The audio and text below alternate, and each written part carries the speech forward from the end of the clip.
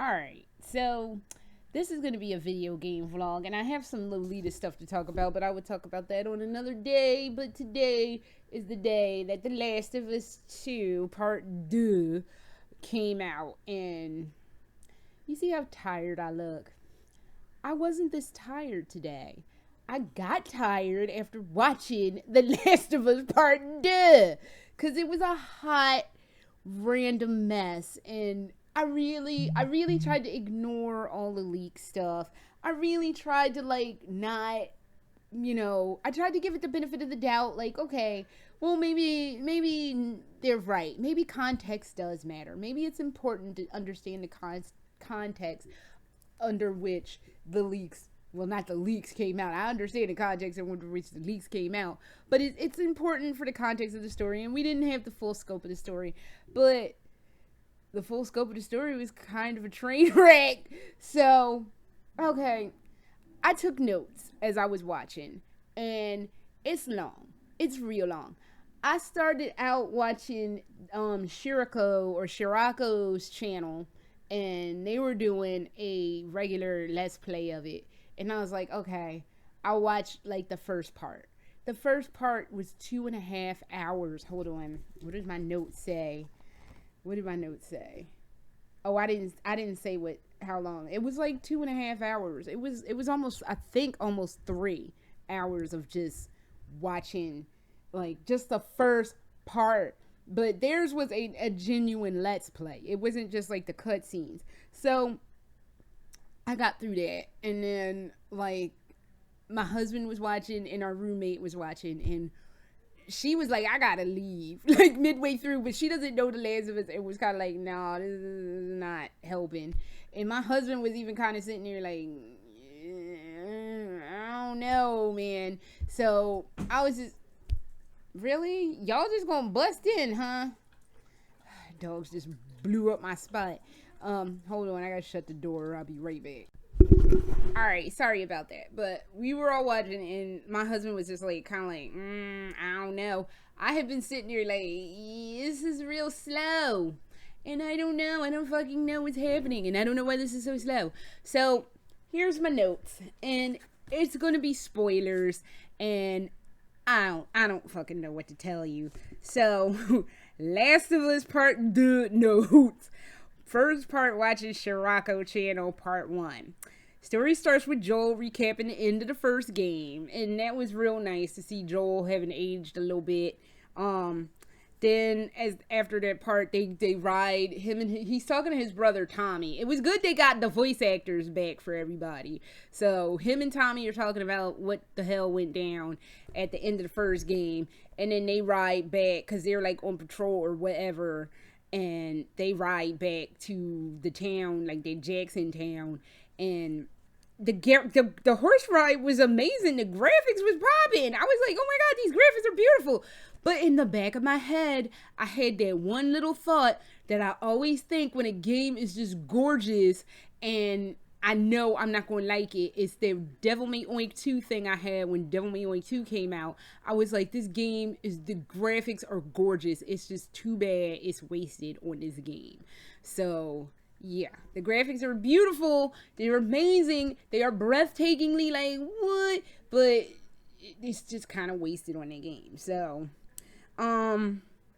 Ellie and Joel goes to visit Ellie for a little bit. Their relationship is on the rocks for whatever reason. You don't find this out till way fucking later. What the hell? Joel plays the guitar. Actually, I think it's a flashback. I don't even think that was when they're talking. Their relationship is a little strained. I think she was still 14 at this point. Their relationship was a little bit strained, it looked like, in that scene. But he plays the guitar for her. And that was actually one of the parts I liked. Like, you had to actually strum the guitar. They would tell you what to play, and you had to use the control pad to play it. And I was like, oh, that's really cool. So they won me with that. And after that, they go 4 years into the future. So it's 4 years from when Ellie was 14. So she's currently 18 years old. So that's how old she is. The bigot sandwiches in some part, because some dude calls Ellie I I wouldn't say an ethnic slur, but like some kind of slur. Calls her the D word slur because she and some girl named Dina had kissed, and he like basically made her a sandwich because she's getting ready to go out on patrol. And I was like, it says in my notes, bigot sandwiches, tasty insensitivity. And the day I was like, well, what would insensitivity taste like? And I was like, pimento loaf. And I was like, oh, that's not good. And this is the conversation I was having with myself. But I was like, that's not good because pimento loaf pretty much tastes like somebody threw up in their mouth, then they kissed you, and then put that vomit in your mouth, and then you throw up in your own mouth. So now you got 2 sets of vomit in your mouth, and that's just what pimento loaf. It's like 2 sets of vomit in your mouth. So that's what insensitivity tastes like. Pimento loaf. So, and now you know what pimento loaf tastes like if you ever wanted to know what pimento loaf tasted like. So snowball fight, you gotta snowball fight these kids. Some niceties before we get into the not so niceties. Because one of the reviews I saw, I think last week, I think The Verge was like, it was hard to get through because it was just so violent. I didn't think it was particularly overly violent. And I think I saw one other review that said it was really, really violent. That wasn't my argument. It wasn't really that bad in terms of violence. And believe it or not, I'm extremely sensitive to a lot of violence. That movie, The Professional, I can't watch that because it's just got an extreme amount of violence in it. And it just rattles me. But it wasn't anything like that. I haven't watched something like that where I had to like turn away or walk away. So The Last of Us is rough, but it's not that bad. So... But then it says after the snowball fight, they have these random side people, which them side people are like some of the main ass plot, but these side people come in it. Like, it's random. It's like they had the snowball fight, and then all of a sudden they switch to these side folks. It's like, the fuck these side people talking, and like somebody's pregnant. It's like some pregnancy intrigue, and it was like, okay.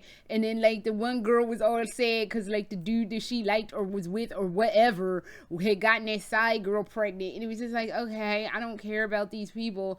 And then you have to play as that Abby girl, and I was just like, okay, I'm not caring about this.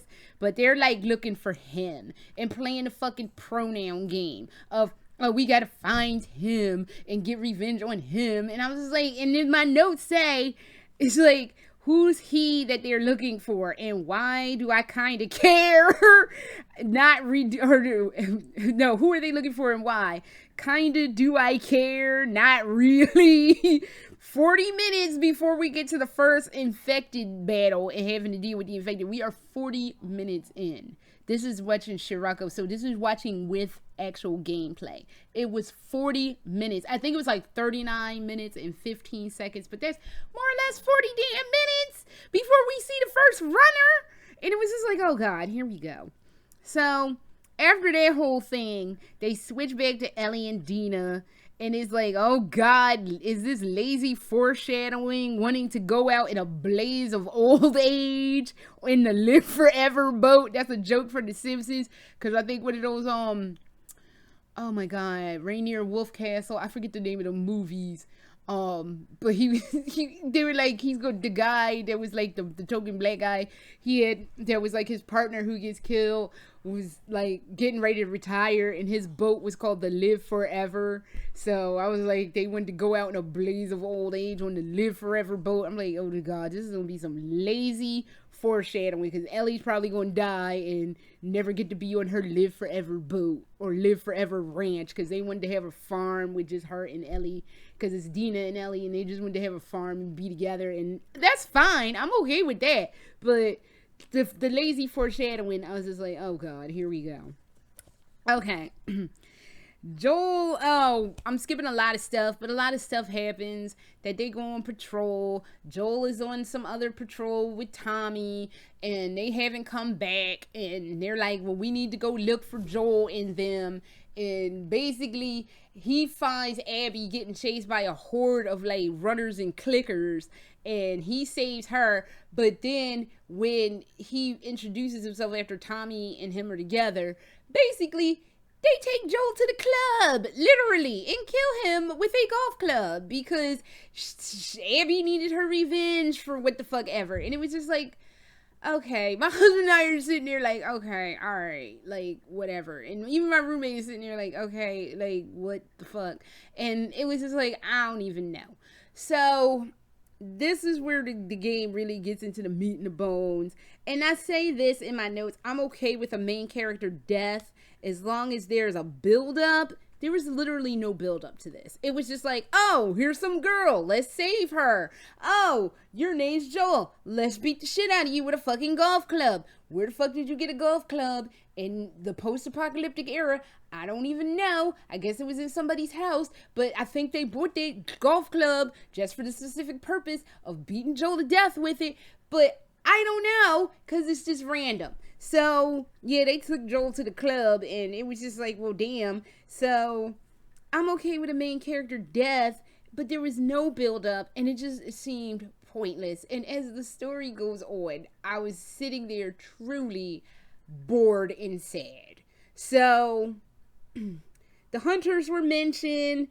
Time passes so randomly in this game. That's another thing I have in here, because this is all in order.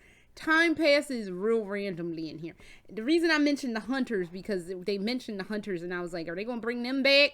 Because they were kind of like a main, well, not a main focus point, but they were kind of like a part of the mania in the original game. Didn't come back. They just was like, oh, there's some hunters in their closet over there, so, and they just left them over there and just walked away from it. But there's random passages of time. It's no time. At least in the original game, you had like, it starts in the summer and ends in the summer. So you had like, you went through all the seasons and it made sense chronologically what the fuck was going on. There was none of that here. It was just randomly, like, after Joel gets beaten down, it's like the dead ass part of winter. Dead part of winter. It's a fucking blizzard during that part. They leave to go get them fools to ride on them fools, as it were, and it's like spring. It's like when, how, where, why, like, the fuck are we doing? Like, no semblance of passage of time. It was just winter. No, guess what, it's spring, motherfuckers. So it was confusing, and I was just like, okay, what the fuck is going on? I can understand not really paying attention to that stuff because you're grieving or whatever, but just help a sister out, like, so I could get some semblance of, passage of time, so I can stay in the moment. And if you're not going to do that, at least do like you did in the first game: summer, spring, winter, fall. Like, let some motherfuckers know. Don't just be like, plow, primavera, bitches, which is spring. Number 11, slow world building. Oh my god, it was a grind. That we will talk more about that in a little bit. And I said, end of part 1, kind of slow. Not a great start to a 20 plus hour game. No, I abandoned this let's play. I have to turn over my notes. Went back and rewatched the first game, and I don't recommend you do that because it will leave you real sad and real fucked up, and I should not have done that, but I did it to myself, and now I'm all fucked up. So, yeah, don't recommend you do that. You can kind of see the cracks and flaws with the new game, which is why I don't recommend that you do that. I have additional notes that I will talk about a little bit later on, but actually this first one I'll start with after I talk about watching Little Gamers Playground channel, which they only do, they take all the cutscenes and they will play a little bit of the game to give you a semblance of some things that go on. So I did that for the rest of it. So after watching like Shirrako, I did the Little Gamers Playground and started watching their let's play. The first part, I rewatched the first part over. It was nearly 3 hours, their part 1. So either Shirrako really was zooming through shit or Little Gamers Playground took a slow burn. I don't fucking know, but it was slow.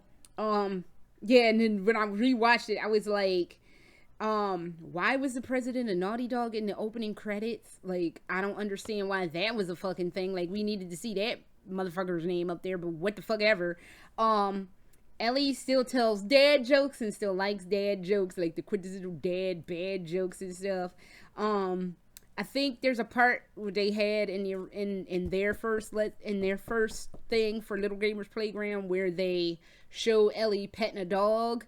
I think that dog was actually in the first Last of Us, because I think when I watched it last night, there was a part where Tommy has said he's a good dog, he's just not a great watchdog because he's old. So and she was like, "Hey, old timer, petting the dog." So I don't know. I have a note in here. Skip the part where I left off. Watching Shirrako. I skipped most of the first part. I did watch the Bigot sandwiches again because you got to taste that insensitivity. It's delicious if you like the taste of pimento loaf, i.e., 2 sets of vomit. Skip to the part where I left off watching Shirrako's Let's Play. This is incredibly slow. If you've noticed, I've said this a few times that this is slow. So Ellie and Dina take off for Seattle. Now, for context, they did have a horse. For context, it would take 12 days to walk from Jackson, Wyoming to Seattle, Washington. 3 days by bike, give or take maybe that long with a horse, but the horse needs to rest. A bike doesn't really need to rest. People riding bikes need to rest, but yeah, it would take 3 days by horse. Or maybe 3 days by horse. I don't know. But you're also dealing with not straight, smooth terrain and paths and stuff. So I'm assuming it would probably take 12 days. So they made it seem like they left Jackson and then like 10 minutes later they were up on the situation in Seattle. And I'm just like, the fuck are we doing? Again, no passage of time. No, because even in the first game, like you kind of got a semblance like they were slow grinding through states. And yes, they did skip a lot, but because they were in Boston and then they were in Pennsylvania on the shitty side of the state, by the way, in Pittsburgh. And I could see some shit like that going down in Pittsburgh now, but what the fuck ever. So, and then they ended up in Wyoming, but the passage of time made that like a bit better, like showing like from summer to fall and shit. I don't know what the fuck they did here. So it was just like they like fucking teleported and everything was peachy and shit. And it was just like, the fuck? So, okay. Effective jump scare at the courthouse. That was good. Not sure if this is a thing, but I saw an Infectorino catch on fire, but then he ran around until the fire went out. Can they do that? Is what I said. I don't know if that was like a glitch or something, but I did see that. So that was something that fucking happened. They were talking about they were almost caught up to Tommy. Not yet. They don't catch up to Tommy till way mad later. So that was happening. They killed her horse. Like they jumped over this bomb thing, or like they had or like traps or some shit. Explosive traps. And the horse, she jumped over a thing and it blew up. And then they shot the horse. What the fuck is with this game and killing horses? I'm not like a horse fan. I was never one of those chicks. I want a pony. I was not one of them chicks. But goddamn, stop shooting the fucking horses, people. Shit. So, I don't know. Yeah, Tommy. Yeah, what's with this game killing horses? Somebody's like Adrian's Patrol. I'm like, don't drag me into this. And it was spelled properly. They were like, watch out for Adrian's Patrol. It was spelled properly. Adriene. That's how I spell my name. And I'm like, don't drag me into y'all circle of bullshit, please. Thank you. Leave me out of this. Oh God, the machete. Ellie was macheteing humans, and it was taking 3 and 4 hits to bring human people down. And I was complaining so bad about this. It took this one clip. It took 3 chops to bring a regular human down. So then I have explosive traps, evil within anyone, target MIA. If you don't, Oh, they were like, well, what if we don't find this girl here? And I was just like, and she was like, Ellie was like, I don't want to think about that. And I'm just like, bitch, you need a plan B. What the fuck is going to be plan B? But no. Again, you still hit some dude with an axe and he shouldn't still be trying to fight. 4 to 6 hours in, and we see new infected type, the Shamblers. I didn't really see what they were about. I'm assuming they were about something, but I'll never see it because I watch Little Gamers Player. But that's still 4 to 6 hours in, and probably longer, because you had to deal with all this others. Oh God, it's just so much. Door props don't stay sturdy anymore. At this point, I was coming in. I was like pausing to take breaks. Like, I was just like, I can't take this.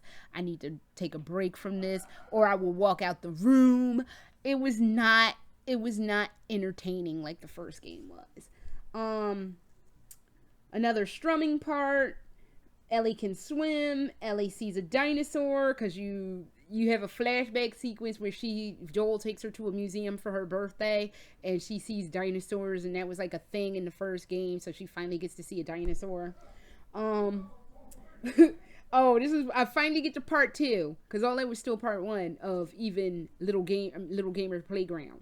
Part 2, Ellie, I was like, hold up, Ellie just killed, one hit kill 3 runners, but it takes 3 egg/machete chops to kill a regular human person. What are we doing? I don't know what the fuck we're doing right there.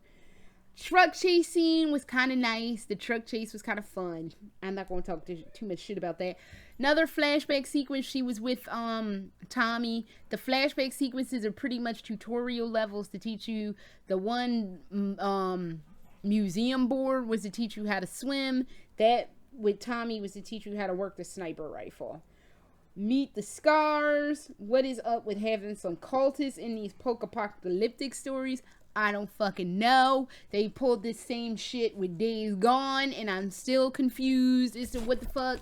So I guess I will never know, because that comes into play later with these Scar people, and I will never know what the fuck that was about, and I will tell you why when we get to it. Okay, so still no elaboration on why Joel was murked. Something about all the people he killed. Yeah, because they meet up and they're like, think of all the people he killed and blah, blah, blah. And I'm sure plenty, and I say in this world, I'm sure plenty of people have killed other people. I'm not trying to justify 2 wrongs making a right, but come on now. Don't act like you're all holier than thou and shit. So, continue. This is okay, and I think this is when they finally get it together to tell you what the crux of the problem was. This is a continuation of the Firefly story. The Abby group are the leftover Fireflies and want revenge for killing the doctor that was going to kill Ellie for the cure. This is about 10 to 12 and a half hours into the game, and we're just now getting to the crux of the situation, and I'm a little over an hour and a half into part 2, or a little over an hour into part 2. It took that fucking long to figure out why they murked fucking Joel all bad, and it was just like, okay, whatever. Quick night boat part, not long in this version that I'm watching. Tommy's not dead. You find Tommy again. Jesse's dead. That's the Asian guy that was going out with the Dina girl. Then why are they trying to give Abby a sympathetic viewpoint? I.e., why are we going through Abby's backstory when I don't care? When I literally did not care about Abby's backstory. So yeah, the surgeon who was going to operate on Ellie was killed by Joel. Sigh. This is not Marlene. Oh, that's right. Like during the whole thing where they did the flashback showing Abby's stupid life, Marlene shows up and like it was the voice actress, but it definitely wasn't the body and the face. I don't know where the fuck they got that skin, but they need to. I don't know what the fuck happened, because that wasn't her. I don't know who the fuck they pulled out for that, but they need to put them back because it wasn't working. This is Abby's BS this Abby BS is taking way too long, and I still don't care. No, I ended up skipping to the end of part 2 because fuck this Abby plot bullshit. Possible flashback within a flashback, but not willing to care or rewind to find out. Also skipped all of part 3. Apparently it becomes let's feel sorry for Abby show and not, and let's say, apparently it becomes the let's feel sorry for Abby show, and let's not and say I don't care instead of let's not and say we did, let's not and say I don't care. Okay, so that is where all that cult shit comes in. It comes in her game. I ain't care that much. I completely after I found out that the tail end of part 2 on Little Gamers Playground was all Abby, I was like, fuck this. I'm not playing this again. I'm not watching all of this. Fuck this. I don't care about her character, because for me, it was like, y'all were all willing to throw Ellie's life away to come up with a cure without her consent or talking to her or anything. They were just like, okay, just open her brain up and scoop it out with a fucking ice cream scoop and make a cure. And as my husband points out, it wasn't a guaranteed cure. It was a maybe cure. And she's the only one with the immunity. So you're willing to throw somebody's life away on a hunch that may not pan out, and that's okay, and somebody's supposed to be okay with that, and you're trying to justify killing Joel because she murked your dad? Fuck that. Your dad was still in the wrong for wanting to kill a little girl for like a maybe situation. So whatever. I was just like, no. Also skipped all of part 3. Yeah, it was, and that's where they get into that cult stuff. I will never know what that cult situation was about, because it's all part of Abby's story, and I do not fucking care about the Abby storyline. That's some fuckery y'all should have stuck in a DLC if it meant that goddamn much to you. You should have stuck all of that in a fucking DLC and kept it moving. But no, let's make it part of the game, because people will appreciate playing with somebody that killed a main beloved character, because that's fucking intelligent. But what the fuck does Achan now? So, yeah. Okay. 31. Tommy's gone. I was like, God damn it. I was like, when I wrote Tommy's not dead, I'm like, why do I feel like in a couple lines I'm going to write Tommy's and I take it back? So, Tommy's gone. 32. What do you know? Ellie and Dina get their live forever boat / farm. They do get the live forever farm. It was like they were on the farm. Dina was pregnant. Yes, I'm messing it up for everybody. She's pregnant with that Jesse Dude's kid. They barely make it out of that whole situation with Abby alive. I won't spoil that for y'all, but they barely make it out of that situation. They're, again, teleported to another point in the year, or what the fuck ever. Which, by the way, remember, it takes 12 days to walk back and forth between Jackson and Seattle. So, but they're on the farm. Dina has had her child, and the child is probably about maybe 6 months at this point. So, I don't know. Ellie's having PTSD issues, not surprising, considering all the fuckery she went through. Tommy shows up. Yay, Tommy is actually not dead. But he and Maria are breaking up, and he lost an eye because he barely made it out that situation where we thought he had died. So I skipped the additional Abby BS and back to Ellie's final stand. Why is this so tedious? And it was so fucking tedious. And then I was lost in the story because I didn't want to watch all that fucking Abby backstory bullshit with these side fucking cult people. I didn't care. It was just not enough for me to give a fuck.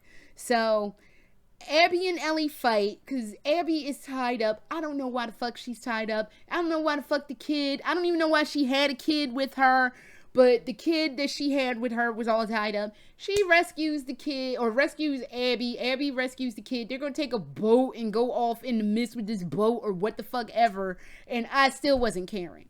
Then Ellie's like, we got to fight. And basically they do the slowest, drainingest, most BS fight I've seen probably since I watched that fight on Metal Gear Solid 5 or 4, my fault. And that's why I have the theme music to Metal Gear Solid 4 in my ears, because this was very much reminding me of how annoyed I was at the end of MGS4.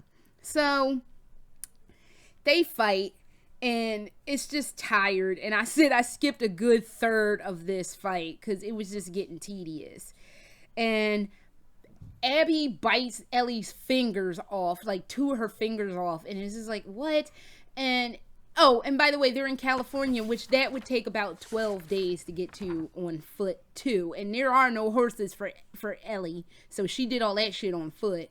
And 12 days, she got to California, they fought, Abby bit her fingers off, and then at the end, she lets her go, because she's like, I guess, I don't care. Basically, it was how I felt, like, I don't know, I don't give a shit.